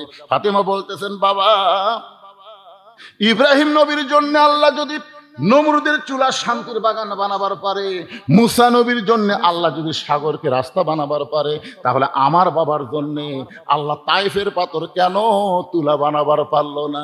আজকে যদি তাইফের পাথর তুলা হইতো আমার বাবার গায়ে লাগতো ঠিকই, কিন্তু চামড়া কাইটা রক্ত বের হতো না। এই কষ্ট আমি কেমনে সহ্য করব বাবা? এই কষ্ট আমি কেমনে সহ্য করব? 3টা মেয়ে বলেছে, এই কষ্ট আপনি কেমনে সহ্য করবেন? আর ফাতেমা বলতেছে, বাবা এই কষ্ট আমি কেমনে সহ্য করবো? বাবা কানতে কানতে দরজা খুলে উনানে গিয়া বারান্দায় গিয়া উনানে পানি গরম করতেছে, জয়তুনের তেল গরম করতেছে। রাসূল বলেন, সাহাবীরা রে, কিছুক্ষণ পরে পানি গরম করে জয়তুনের তেল গরম করে ঘরের মধ্যে ঢুকে দরজা বন্ধ করে দেয়। আমি রাসূল বললাম, ফাতেমা আবার কেন দরজা বন্ধ করলি? ফাতেমা বললেন, বাবা সন্তান যখন বড় হয় ওই সন্তানকে গোসল করাইতে গেলে দরজা খুলে গোসল করা যায় না বাবা। রাসূল বলেন, সাহাবীরা রে, ফাতেমা আমার দেহের জুব্বা খুলে যত জায়গায় তায়েফবাসী পাথর মারছে, ওই গরম পানির মধ্যে নরম কাপড় চুবড়ায়া চুবড়ায়া আমার গোটা দেহ পরিষ্কার করে ওই নরম আঙ্গুলের মধ্যে গরম জয়তুনের তেল নিয়ে আমার ক্ষতস্থানে যখন মালিশ করে দেয়, আমি নবী কখন যেন সন্তান হইয়া ফাতেমার উরাতকে বালিশ বানায় ঘুমায় গেছি। ওই ঘুমের মধ্যে আমি স্বপ্নে দেখতে পাই আমার মা আমিনা আমার শিওরের পাশে দাঁড়ায় কাঁদতেছে। এত বছর বছর পরে আমিনাকে দেখে বললাম, মা আইসেন যখন আর যাবার দিব না। আমি স্বপ্নকে বাস্তব মনে করে আমিনার হাত ধরেছি, কিন্তু ওই সময় ফাতেমা আমার কপালে একটা চুমা খায়। আমি নবী দেখি ফাতেমার চোখের পানি আমার চোখের মধ্যে ঢুকে গেল। আমি বললাম, ফাতেমা তুই খেলো কান্দিস কেন মা? ফাতেমা বলে, বাবা আমি কান্দি না, আপনি আমারে কাঁদাইতেছেন, আপনি স্বপ্নে আমার হাতটা মা বলে চাইপা ধরলেন, এখন পর্যন্ত আপনি আমার হাতটা ছাড়েন নাই। রাসূল বলে, ফাতেমা স্বপ্নে যদি তোর হাত চাইপা ধরে মা বলে ডাক দেই, তাহলে তুই শুধু আমার ফাতেমা না, তুই হইলি আমার মা আমিনা। লিল্লাহে তাকবীর।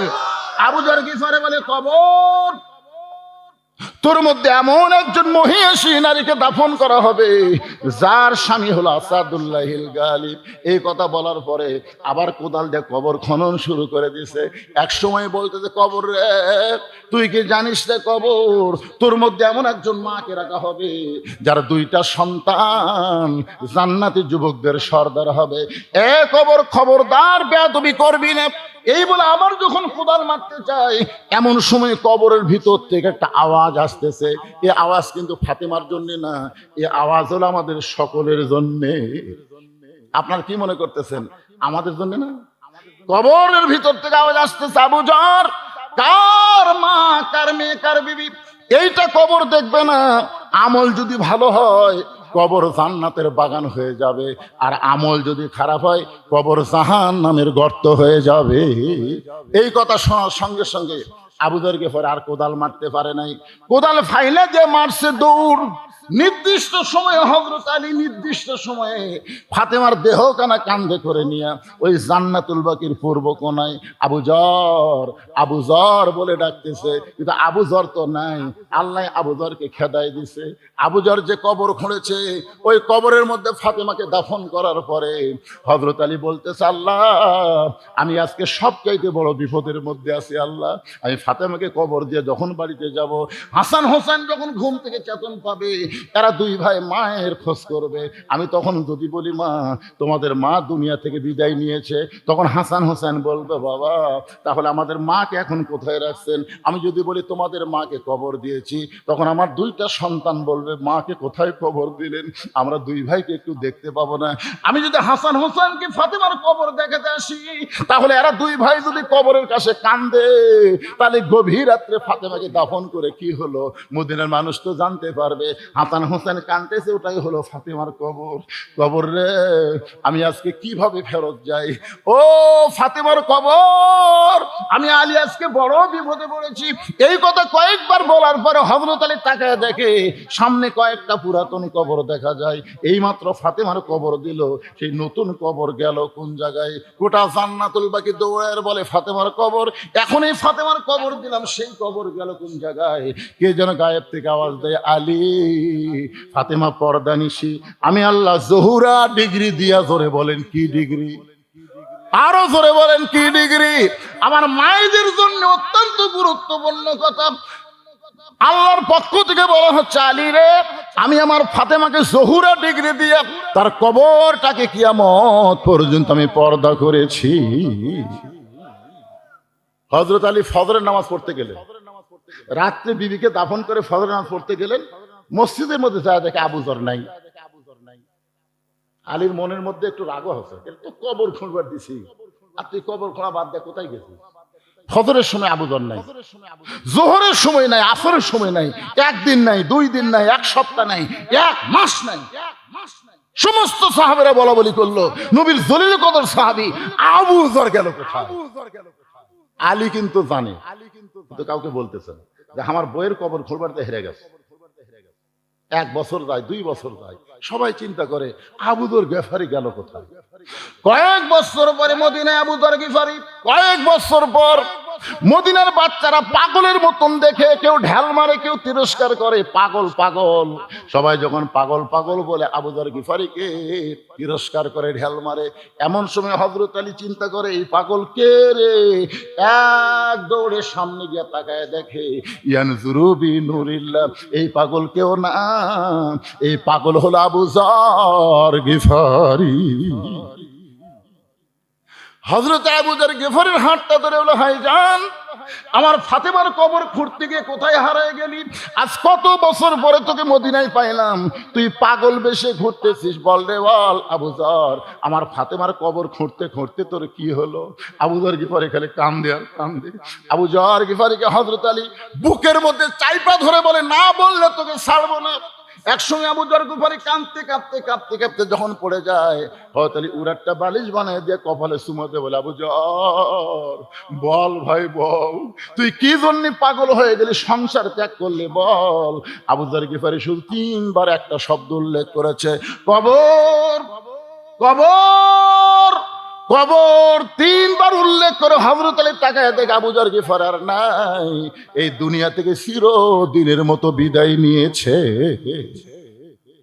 চারিদিকে সাহাবারা এসে আলীকে বলতে, আলী ভাই কোন পাগলকে উড়াতে নিয়ে ঘুম পাড়াইতেছো? আলী বলতে, সাহাবীরা রে, কয়েক বছর থেকে যেই আবু যরকে আমরা খুঁজতেছি, আজকে সে আবু যর আমার উড়াতে মাথা দিয়ে 3 বার শুধু কবর কবর কবর বলে দুনিয়া থেকে বিদায় নিয়ে চলে গেল। এই জন্য গায়ক কেঁদে কেঁদে বলেছে, কিন্তু যেদিন ডাক পড়িবে কবর মাঝে যাইতে, জোগাড় কিছু করছো বন্ধু তার মাঝে বিছাইতে। আমি সূরা আসরের 4টা বিষয় আপনাদের সামনে আলোচনা করব, আপনারা কি শুনবেন ভাই? কারা কারা শুনবেন আল্লাহকে একটু হাত দেখান। লিল্লাহে তাকবীর। এই দাঁড়ানো গুলো হাত তোলেন না কেন? এরকম আমার বেশি সন্দেহ হয়। সবাই হাত তোলেন, 2 হাত তোলেন। লিল্লাহে তাকবীর। ওয়াতাওয়াসাউ বিল হক। হক কথা বলতে হবে, হক পথে চলতে হবে, প্রয়োজন হলে হকের পক্ষে জীবন দেওয়া লাগবে। হাসিনার গ্রুপ যখন ঘোষণা করলো হামাকর নামাইকে, এমন সময় সর্বপ্রথম একজন যুবক, রংপুরের তরুণ ছাত্র আবু সাঈদ বাতিলের বিরুদ্ধে হকের পক্ষে জীবন দিয়েছে। কথা কন না কেন? আবু সাঈদের জীবন দেওয়ার পর থেকে কিন্তু জীবন দেওয়া শুরু হয়েছে। আমার কথা কি বুঝলেন? আপনারা বলেন তো, হকের পক্ষে যারা জীবন দেয় তারা কি মারা যায়? আমার গ্রামে এ পর্যন্ত 3টা আবু সাঈদ হতো। আমার গ্রামে ছেলে জন্ম নিলি আবু সাঈদ, উত্তর পাড়া আবু সাঈদ, দক্ষিণ পাড়া আবু সাঈদ, মধ্য পাড়া আবু সাঈদ। আমি বললাম, কে রে, এই বছর ছেলেরা জন্ম নিলে? তারপর আমার পাশের গ্রামে এক ছেলের নাম রাখছি আমিন, আর এক ছেলের নাম রাখছে মুগ্ধ। এরকম করে বোঝা যাচ্ছে এরা কিন্তু মরেনি, আবার নতুন করে জন্ম নিচ্ছে। জোরে কোন কথা ঠিক কিনা? আমার এক খালাতো বোন, আমার সম্পর্কে খালা হয়, আর খালাতো বোনে একটা মেয়ে আছে, বহু বছর তদবির করে মেয়ে আছে, খুব খুশি খালা। আমাকে বলতেছে, বাবা আলেম মানুষ, একটা ভালো নাম রাখো। তাই বললাম, খালা আপনার নাতনির নাম রাখেন হাসিনা। সেই করছে হাসিনা, খালা তো সেই গরম, খালি গদ গদ করতেছে। আমি বললাম, খালা রাগ করে, তুই আলেম না জালেম রে, তোর কাছে একটা ভালো নাম শুনবার চাইলাম আর তুই খুনি হাসিনার নাম কোস। তার মানে বোঝা গেল আবু সাঈদ মুগ্ধ ইয়ামিন মরে নাই, হাসিনা বেঁচে থাকতে পচে গেছে। তোর এখন কথা ঠিক কিনা ভাই? ভাই রে, তাই আমি বলবো, জামাত বিএনপি আমরা যারা করি, আমরা আর মতভেদ করব না। আমরা মিলেমিশে মহব্বতে পুনরায় হাসিনা যেন বাংলার জমিন আর ফিরে আসতে না পারে, এই জন্য আমাদের চেষ্টা করা লাগবে। ধরে কোন কথা ঠিক? এখন আমরা তো 2 দল 2 রকম হয়ে গেছি। হাসিনা খালি খুশি হচ্ছে, দেখ তোরা ভিন্ন ভিন্ন হয়ে যাও, ওই ফাঁক দেয় আমি রকম, মানে 2 জন ফাঁক হয়ে গেলে কি হয়? হাসিনা যখন ক্ষমতাতে ছিল জামাত বিএনপি একই জায়গায় ধুম পারছে।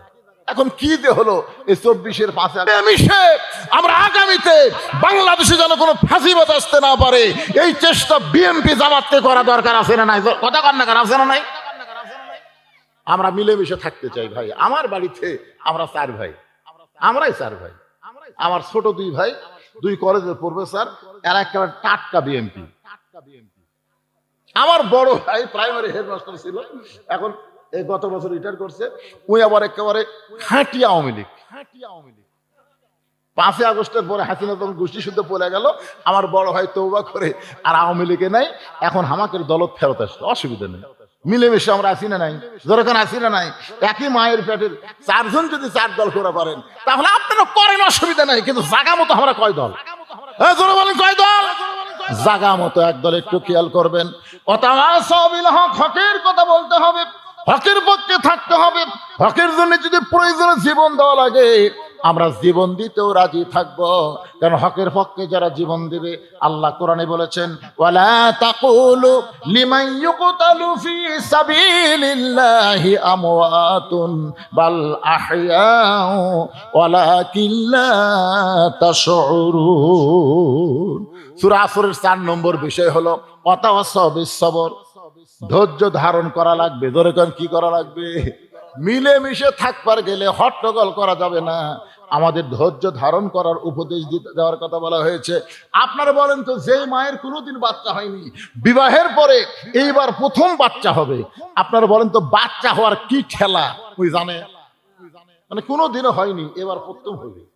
সবাইকে খুশি খুশি কয় আমার পেটে বাচ্চা আছে, বাচ্চা তো কেবল আছে, কিন্তু কি বলবো প্রসবের কথা, মা বিনে সেই ব্যথা কেউ তো বুঝিবে না। মাজন ঠেকিয়া সন্তানের দায়, অকালে মা মারা যায়, কেন সে মায়ের ভক্তি করো না? এমন দরদি ভাবে কেউ হবে না আমার মা গো। আপনার বলেন তো প্রসবের ব্যথা আছে না নাই? এখনকার মায়েরা খুব একটা বুঝতে পারে না, সিজার করে, সিজার। আপনার বলেন তো সিজার করলে কার ক্ষতি? মায়েরও ক্ষতি, বাচ্চারও ক্ষতি। কারণ বাচ্চা যখন জন্ম নিবি তার 2 দিন আগেই যায়, নরমালে 2 দিন পরে জন্ম নিত, কিন্তু মা অধৈর্য হওয়ার কারণে পেট কাটে, পেট কাটা থেকে বাচ্চা ঘুমের মধ্যে আছে। ডাক্তাররা চিন্তা করে এর ঘুম ভাঙেনি, কি করা যায়? তখন এক বড় ডাক্তার বলে আস্তে করে পেটের মধ্যে বের করে মাথার উপর একটা ঘোরণ দাও, চেতন করা লাগবে। যে মাথার উপর ঘোরণ দিছে, একসময় ঘোরণ মাথা ঝাঁকি খেয়ে কান্দে উঠছে। ওই যে ঝাঁকি খেলো, এই ঝাঁকি খাওয়ার জন্য মোবাইল ছাড়া ভাত খায় না, মোবাইল ছাড়া ওর কান্না থামে না। ধরে কোন কথা ঠিক কিনা? এই সিজার করা। আপনারা হিসাব করে দেখবেন, হিসাবের কথা তিনটা হিসাবের কথা বলি। 1 নম্বর হিসাব হলো বড় ডাক্তারের বইয়ের সিজার লাগে না। 2 নম্বর হিসাব হলো মৌলবীর বাড়িতে কোনোদিন মিলাদ হয় না। 3 নম্বর হিসাব হলো পীরের বউ কোনোদিন মুরিদ হয় না। আপনার খেয়াল করে দেখবেন, ডাক্তারের বইয়ের সিজার লাগে না, কারণ ডাক্তার জানে সিজার করলে বাচ্চার ক্ষতি, মায়ের ক্ষতি। এই জন্য বড় বড় যারা ডাক্তার তারা বউয়ের সিজার করায় না।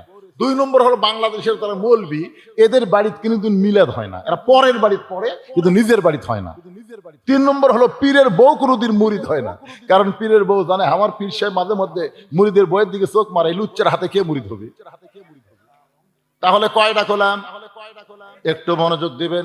কিন্তু এখন মায়ের প্রসব ব্যথা যখন শুরু হয়েছে, কোনোদিন পাই নাই, এমন সময় মা চিল্লায় বলতেছে মরে যাব, বিষ খাবো, গলার দড়ি দিব, এই জীবন আর আমি রাখবো না। এই কথা যখনই বলতেছে, এমন সময় দাদি নানি দৌড়ে যায়। দাদি নানি দৌড়ে গিয়া ঠান্ডা পানির মধ্যে নরম কাপড় চুবড়াইয়া নাতির কপালে দিয়ে বলতেছে অতাও সবিস সবর, ধৈর্য ধর, তুই যদি চিল্লা চিল্লি করিস তাহলে রাস্তার মানুষ বলবে মায়ের পায়ের তলে সন্তানের জান্নাত, বাপের পায়ের তলে না, মায়ের পায়ের তলে সন্তানের জান্নাত। তুই চিল্লা চিল্লি করিস না, একটু ধৈর্য ধর, ধৈর্য ধর। তুই চিল্লা চিল্লি করলে আশেপাশের লোকজন বলবে এটা কেমন মা, সন্তান হওয়ার সময় গোটা পাড়া জানছে। চিল্লা চিল্লি বন্ধ কর, দাঁতের উপর দাঁত দে, অতাও সবিস সবর, ধৈর্য ধর। এমন কথা দাদি নানি যখন বলতেছে, এখন কি করবে? সন্তানের জান্নাত মায়ের পায়ের তলে, খেয়াল করে দাঁতের উপর দাঁত দিয়ে যখন ধৈর্য ধরেছে, এমন সময় দাদি ধাত্রীকে বলতেছে মার টান। এখন ধাত্রী টান মারছে, এক সময় এত ব্যথা হয়েছে মা বেহুশ হয়ে গেছে। সন্তান দুনিয়াতে এসে ম্যা ম্যা বলে কাঁদতেছে। সন্তানকে গোসল করায়া ওই সন্তান যখন মায়ের বুকের উপরে দেয়, ওই সন্তানের পরশে মা হুঁশ ফিরে পায়। হুঁশ ফিরে পাওয়ার সঙ্গে সঙ্গে ওই সন্তানকে হাত দিয়ে মুখের কাছে নিয়ে চুমা খায়, আদর করে। দাদি নানি তিরস্কার করে বলে এক লাথি মার, এক ফেলা দে, এর জন্যই গলার দড়ি দিবার চাইলি, এর জন্য বিষ খাবার চাইলি, তুই তাকে কেন আদর করতেছিস? মা বলে দাদি গো, কষ্টের পরে এমন শান্তি, এমন শান্তি আমি কখনো বুঝতে পারি নাই। আমার সন্তানকে চুমা দেওয়ার সঙ্গে সঙ্গে আমার প্রসবের সব ব্যথা আল্লাহ দূর করেছে। আমরা 15.5 বছর হাসিনার সময় প্রসব ব্যথার মতন কষ্ট পেয়েছি। ধরে কোন কথা ঠিক কিনা? ওয়াজ করেছি টাঙ্গাইলে, সিরাজগঞ্জ রোডে আইছি। এমন সময় বউ মোবাইল করে বলতেছে আপনি এখন কোথায়? আমি বললাম রোডে, 2 কেজি চমচম লিছি। বউ বলতেছে যতই চমচম নেন আসেন না। আমি বললাম কেন? বলে সন্ধ্যা থেকে পুলিশ খুঁজতেছে। সন্ধ্যা থেকে আপনার পুলিশ খুঁজতেছে, পুলিশের গাড়ি খালি গেটের এদিকে যাচ্ছে এদিকে যাচ্ছে, আসেন না। আমি চিন্তা করলাম কি 2 কেজি চমচম লিয়ে কুটি যাই। বাড়ির যখন যাওয়া হবে না, শ্বশুরকে মোবাইল করলাম, আসসালাম আলাইকুম আব্বা কেমন আছেন, 2 কেজি চমচম কিনছে আব্বা, আমি যাই বাড়ি, পুলিশ ঘুরতেছে। শ্বশুরকে খবরদার আমার এদিকে আসো না, তোমার খবর পেলে আমার বাড়িতে আসবে, দরকার না। বন্ধু বান্ধবরে মোবাইল করলাম, কেরে ভাই, কই এই বিপদে আমরা নাই। গাড়ি জঙ্গলের মধ্যে থুইয়া আলুর বাগুরের মধ্যে কম্বল পড়ে ঘুম পাড়ছি। কি মনে করছেন প্রসব বেদনার মতন কষ্ট আমাকে হয়নি? আমি ঘুমাইছি, তার পাশে এক বিএমপির ভাই, হুজুর কি খবর, ঠান্ডা লাগতেছে, তাহলে কম্বল দেই। কি মহব্বত, ওর এক কম্বল আমাকে দিল, 2 ভাই গলা ধরে ঘুম পাড়ি। রে কি দিন গেছে আমাকে রে। ওই মায়ের প্রসব ব্যথার মতন আমরা কষ্ট পেয়েছি, কিন্তু 24 সালের 5ই আগস্ট মা যেমন সন্তানকে কোলে পাইয়া সব ব্যথা ভুলে যায়, আমরা সব কষ্ট ভুলে গিয়া আগামীতে আমরা বাংলাদেশকে আল্লাহর কোরআনের বাংলাদেশ, শহীদ জিয়ার বাংলাদেশ গড়ে তুলতে চাই। কথা কন না কেন? শহীদ জিয়ার বাংলাদেশ দেখছেন আপনারা? আমি দেখছি রে ভাই। শহীদ জিয়া যখন বাংলাদেশের প্রেসিডেন্ট ছিল, নিজে হেঁটে হেঁটে সেই 7 মাথা থেকে মহাস্থান পর্যন্ত গেছে। যাওয়ার সময় গোকুলে একটা মসজিদ, আসরের নামাজের সময় উনি জুতা খুললেন, মসজিদে গিয়ে নামাজের নিয়ত করলেন। সাথীরা চিন্তা করলো ওযু করলো কখন, ওযু সবসময় থাকে। সেই মানুষ ছিল জিয়াউর রহমান। দুনিয়া থেকে বিদায় নেওয়ার সময় তার সব তন্ন তন্ন করে দেখা গেল ভাঙ্গা সুটকেসের মধ্যে যায় নামাজ আর আল্লাহর কোরআন। সুবহানাল্লাহ কন্যা কে? আমরা সেই বাংলাদেশ আবার চাই, যে কোরআনের ওয়াজ শুনবো, শুধু ওয়াজ শুনবো না, বাস্তব বাংলার জমিন আমরা আল্লাহর কোরআনকে দেখতে চাই। কারা কারা রাজি 2 হাত তুলে আমার আল্লাহকে দেখান। আল্লাহ আমাদের সবার জন্য কবুল করেন। জোরে কোন আমিন, জোরে বলে আল্লাহুম্মা আমিন। আমরা মিলেমিশে থাকতে চাই, আমাদের মধ্যে কোনো ভেদাভেদ নাই। ধৈর্য ধারণ করা লাগবে। অনেক সময় শয়তান এসে কান মন্ত্র দিবি, শয়তানের কান মন্ত্র না শুনে আমি বলবো আমার ভাই কথা বলছে কিনা, আমি কাছে গিয়ে যাচাই করে শুনবো। এভাবে মিলেমিশে আল্লাহ আমাদের সবাইকে থাকার তৌফিক দান করুক। 1 নম্বর হলো ঈমান, 2 নম্বর হলো আমিলুস সলিহান নেক আমল, 3 নম্বর হতো সবিল হক, 4 নম্বর হতো সবিস সবর। প্রত্যেকটা বিষয়ের আমি কিছু কিছু আলোচনা করেছি। আলোচনা মোতাবেক আল্লাহ বক্তা শ্রোতা সবাইকে আমল করার তৌফিক দান করুক। সকলে বলে আমিন।